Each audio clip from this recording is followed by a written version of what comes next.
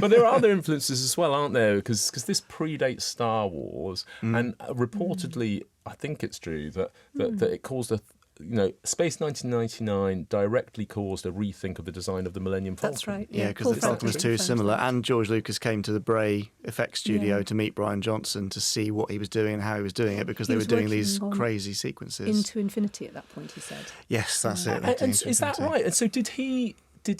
Because I know the miniature work on Star Wars does so well, because it's a fairly similar thought, isn't it? Relatively large scale models that move around, and I think you can see that in the two of them, that the flight sequences of the Eagle feel very real to me. Well, the whole, the thing at the beginning of Star Wars of it coming over, I mean, that is lifted from the way Eagles were shot. And of course, Bryan Johnson went on to work on Empire Strikes Back. Yeah. Oh, is that right? Yeah, I mean, I think they tried to get him earlier, but he was already committed to this. Yeah.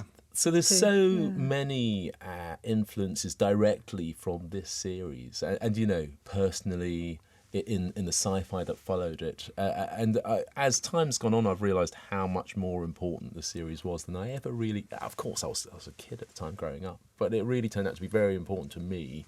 But important to almost everything we see in the landscape of sci-fi that followed it. Yeah. And I think that's lovely, and that's the power of great television. The fact that it was made and shot on really good quality film by really top directors and a lot of great script writers is why, it's like a great book which might have languished for a while and then it's rediscovered and it becomes this huge hit again. And I think the show can do that. It's out there. Anyone can, watch all the episodes and find it for themselves. Should they reboot it? Ooh.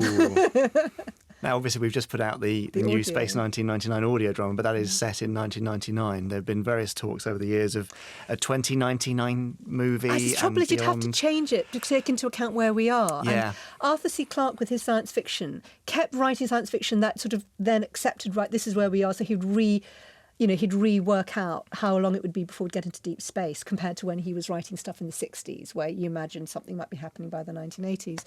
But I just think, given the dateline of Space 1999, if you're trying to appeal to the original fans and you're going to have to set it 100 years, you're kind of throwing away that premise. Yeah. So unless you're going to set it in a retro past future, I think it becomes a new thing, doesn't it? And of course, the original cast, there's very few of them who could arguably do anything with it unless they wanted to play, So do you think it is unrebootable? Because I've often thought about it. What do you think? Well, it's interesting because it's proximity, as you say, it's proximity to the 1970s, and you have to remember, don't you, that at the start of the 70s you'd seen us go from zero to hero in 10 years, from before this decade is out to on the surface of the moon by 69, and so the idea that in 1974-5 that 25 years distant you might be inhabiting a moon base alpha wasn't totally out of the realms of possibility. It was pushing it, but it wasn't out of the bounds of possibility. And I wonder how much the success of the idea at the time depended upon that. And so you're right. Yes, so to reimagine it like that now, you'd have to be 2045, and that wouldn't quite. Or would it? The other thing that would be heartbreaking about it would be flipping Elon Musk and his would be funding it. It'd be a private enterprise. And I mean that's one of the most interesting things looking back at the space program. And I know it's been a big point of discussion when people have casually cited the moon landings and Brexit. Didn't Michael Gove say something about they put a man on the moon in only a few years and we can sort out no deal? And it's like they had a load of experts on that. But also it was government funded. Huge amounts of taxpayers' money went into that, and it was for common endeavour. There was an idea of shared humanity. During the peak of the Cold War, things like Skylab and, the sort of tie-ups with Russian cosmonauts and American astronauts was huge, important, sort of space diplomacy.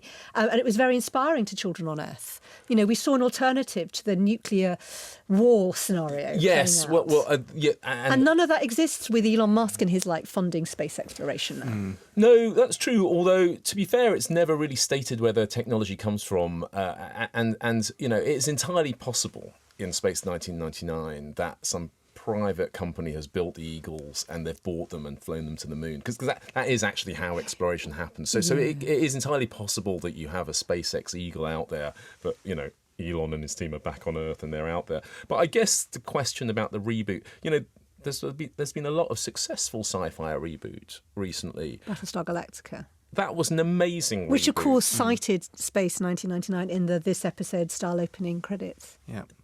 direct influence. Oh, yes, it did. Although I got really annoyed by that. I always had to close my eyes through it because otherwise I knew exactly what was going to happen. Oh, come on. I mean, that's part of the magic of these things. But the concept designer on that, who did the Cylons and various vehicles, is a big Space 1999 fan, Eric Chu. So...